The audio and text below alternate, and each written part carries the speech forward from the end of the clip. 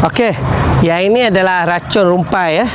Ini glufosit amonium, tapi yang ini 25%. Ini yang first time Padin guna. Ini sebenarnya racun ni dia punya liquid warna tong ni juga cecair dia.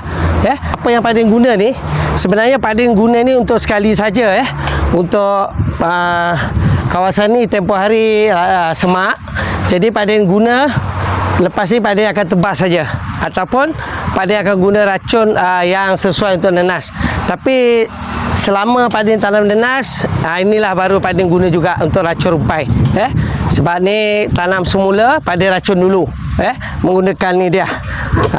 Pasal yang ni bagus memang betul terbukti lah. Tengok dia cepat mati. Tengok racun ni, jenama ni. Tengok ni Padin guna untuk 20 liter. Biasa Padin akan guna lebih kurang 150 ml je.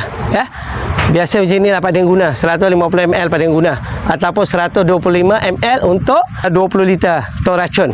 Itu je Padin guna. Alhamdulillah tengok mati dia. Tepi-tepi ni je Padin guna untuk lorong yang macam ni Padin guna racun susu. Padin hanya guna di tepi-tepi saja. Untuk di kawasan nenas, Padin akan guna racun susu yang jenama ni. Ini jenama yang racun susu untuk racun kebun nenas. Ametrin 45% Padin guna.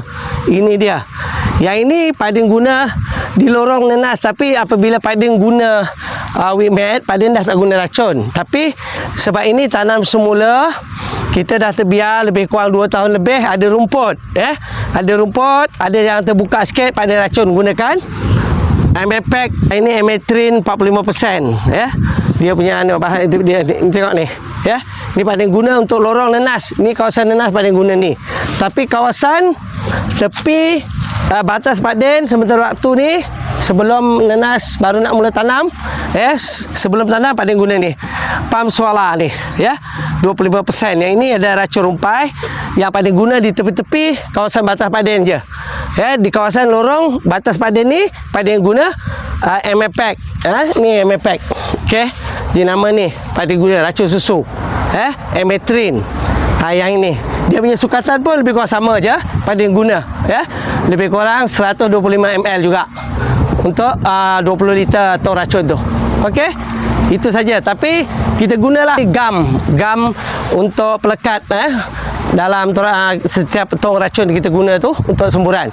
Kita guna supaya elok-eloknya. Sebab apa, kalau hujan dia masih melekat dekat daun rumput-rumpai ni. Dapatkan di beg kuning Padin, InsyaAllah ada. Akaun kedua kebun Padin Nenas, beg kuning, InsyaAllah ada. Okey.